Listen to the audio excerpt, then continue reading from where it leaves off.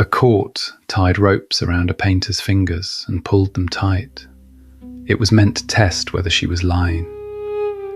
Her name was Artemisia Gentileschi. She was 19 years old. If they damaged her fingers, she might never paint again.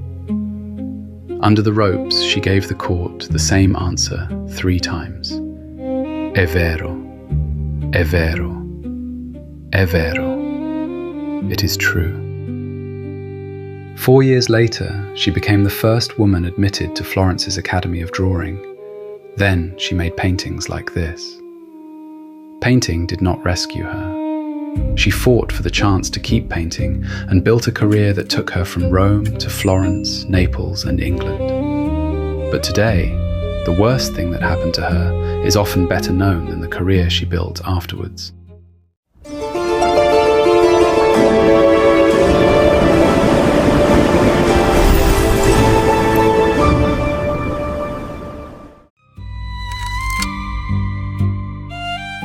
Artemisia learned to paint in her father's workshop in Rome. It was one of the few ways a young woman could train. The academies, life classes, and public careers open to men were largely closed to her. Even as a teenager, Artemisia Gentileschi was taking on large, difficult paintings. Her father, Orazio, saw how good she was and hired another painter to teach her. His name was Agostino Tassi. In 1611, Tassi sexually assaulted her. Months later, the case went to court and continued for 7 months. The court ordered an intimate examination and questioned her honor. Then it tightened the sibille around her fingers to see whether she would change her story. To test whether she was telling the truth, they risked damaging the hands she used to paint. Tassi was found guilty, but the sentence was never properly carried out.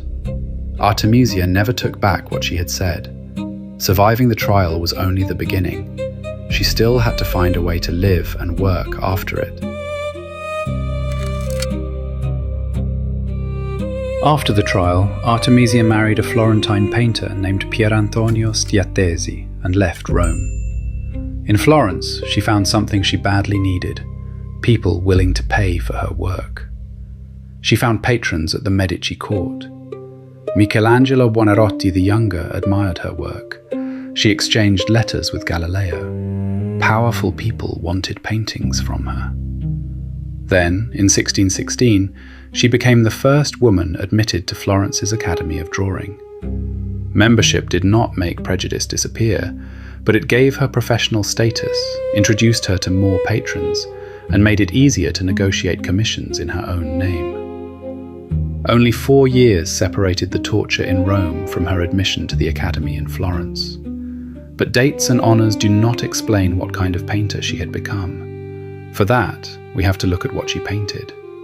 Why did Artemisia take a famous heroine and make her victory depend on another woman? The story was already old. Judith enters an enemy camp, gets its commander drunk, and uses his own sword to save her city. Caravaggio placed an older servant behind Judith. She waits with the sack they will need afterwards. She looks horrified, but Judith does the killing alone. Artemisia brings everyone closer. Her servant, Abra, leans across the bed and joins the struggle. Holofernes drives one arm upwards. Abra locks both hands around it and forces it back down. Judith pulls his head in the opposite direction and cuts across his throat. She can control the sword because Abra is holding his arm down. Nothing here looks easy. Their shoulders strain, their wrists twist, and every movement meets resistance from someone moving the other way. Abra pushes down. Judith pulls across. Abra is not standing by to help afterwards. Without her, Judith could not do this. The art historian Charlotte Mullins puts the difference clearly. Caravaggio gives the scene's energy to the dying man. Artemisia gives it to the 2 women. The painting cannot tell us what Artemisia felt, but it does show the choice she made. In her version, Judith needs Abra, and Abra does not hesitate. Artemisia painted this earlier version around 1612 or 1613. She made this later painting in Florence around 1620 for Grand Duke Cosimo II de' Medici. The basic action is the same. Judith pulls from one side, Abra pushes down from the other. Holofernes is trapped between them. But the later painting is grander. Judith wears gold and more jewelry. The sword is longer, and its steeper angle makes the action feel even more forceful. Abra is still right in the middle of it. Artemisia did not weaken her role, she made it stronger. And that matters because Artemisia made this choice twice. Years after the trial, with her career growing, she returned to the same difficult scene and once again made Abra essential. Getting paid was another fight. Years later, Artemisia thanked Galileo for helping to raise the matter with the Grand Duke. Only then did she receive a substantial payment for the Judith. She had done the work, she still had to chase the money. And yet one word has come to dominate the way this painting is discussed. The word is revenge. The reading is understandable. Artemisia painted the first Judith around the period of the assault and trial. The subject is a woman killing a threatening man. But no surviving account says that Judith is Artemisia or that Holofernes is Tassi, nor do we know why Artemisia gave Abra such an active role. These are interpretations. They do not tell us her motive. Revenge also leaves too much unexplained. Why return to the scene years later? Why keep Abra at the center? And what does revenge tell us about the patrons, the payment, or the long career that followed? Artemisia did tell us how she saw her position. In 1649, while negotiating with a patron, she wrote that a woman's name raised doubts until people saw her work. She defended her prices.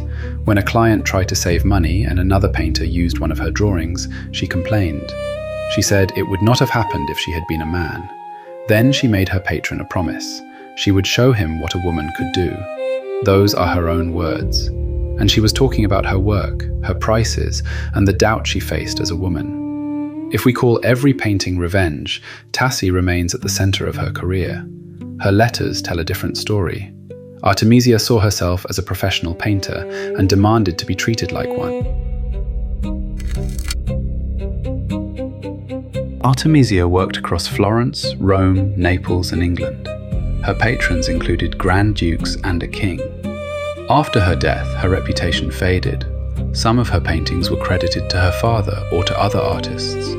The doubt she wrote about followed her long after she died.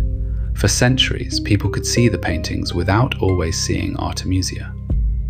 Now look at the scale of what she made. This is not a private confession. It is a history painting almost 2 meters high, made for one of Europe's most powerful courts. At its center, Abra closes both hands around Holofernes' raised arm. Judith pulls his head in the other direction and brings the sword across. Neither woman could make this movement alone. The court once tightened ropes around Artemisia's hands to test whether her words could be trusted.